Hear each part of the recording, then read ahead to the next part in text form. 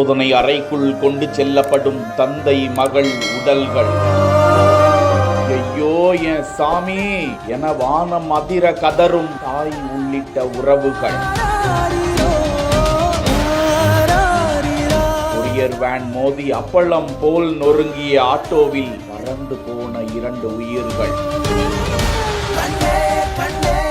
விருதுநகர் மாவட்டம் ஸ்ரீவில்லிபுத்தூர் அருகே அத்திக்குளம் காலனி பகுதியை சேர்ந்த ஆட்டோ ஓட்டுநர் 46 வயதுடைய செல்வம், இவரது மகள் 18 வயதுடைய சுமித்ராவை சிவகாசியில் உள்ள தனியார் கல்லூரி விடுதியில் தங்கி படிக்க வைப்பதற்காக மாயத்தேவன்பட்டி விலக்கு அருகே ஆட்டோவில் செல்வம் மகளை ஏற்றிக்கொண்டு சென்று கொண்டிருந்தார். அதுதான் அவர்களது இறுதி பயணம் என்பது அறியாது இருந்தார்கள். அந்த கணம் சிவகாசியில் இருந்து ஸ்ரீவில்லிபுத்தூர் நோக்கி வந்து கொண்டிருந்த கொரியர் வேன் யமனாக மாறி அந்த ஆட்டோ மீது பலமாக மோதியது. இதில் ஆட்டோ அப்பளம் போல் நொறுங்கி ஆட்டோவுக்குள் சிக்குண்டவர்களாக படுகாயமடைந்து உயிருக்கு போராடி கொண்டிருந்த செல்வம், அவரது மகள் சுமித்ரா இருவரும் சம்பவ இடத்திலேயே உயிரை விட்டனர். தகவல் அறிந்து சம்பவ இடத்திற்கு வந்த மல்லி காவல்துறையினர் தந்தை மகளின் உடலை மீட்டு ஸ்ரீவில்லிபுத்தூர் அரசு மருத்துவமனைக்கு பிரேத பரிசோதனைக்காக கொண்டு வர இங்கு வந்த உறவுகள் கொண்டு கதறியது